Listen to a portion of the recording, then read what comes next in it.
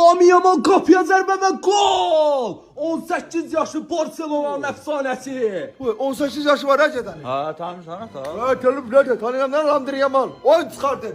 Ya futbolcu da. Ha. Lamine Yamal Barcelona'da oynayaraq bu il 4 milyar kazanç kazandı.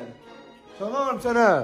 Ata pul ver onu alıp ata pul ver bunu alıp. Oyun çıkardın. Adam ismi ata. Lamine Yamal ailəsindən heç pul istəmir. Daca ailəsinə pul verir. Gördün? Vardı da çünkü adam. Bak çıkırmayayım üstüme. Lamine Yamal hələ hər səhər çıxanda zibilləri atır evdən. Ay maşallah. Ay Lamine Yamal. Eşk olsun Lamine Yamal'a. Ne verdiler? Bir tane zibil attıramadım ben sana. Lamine Yamal axşam uşaqlarla çay içəyə getmir. Ancaq işləyir, pul qazanmalıdır bilet. Gördün mü? Disiplini gördün sen. Ha?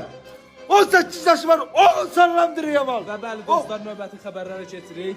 Deməli, Microsoft'un milyarderi 54 yaşlı Bill Gates oğluna Bugatti aldı. Sıkılmış geç açım abi. 54 yaşı var. Gördün Lamine Yamal'ı. Lamine Yamal! Gördün.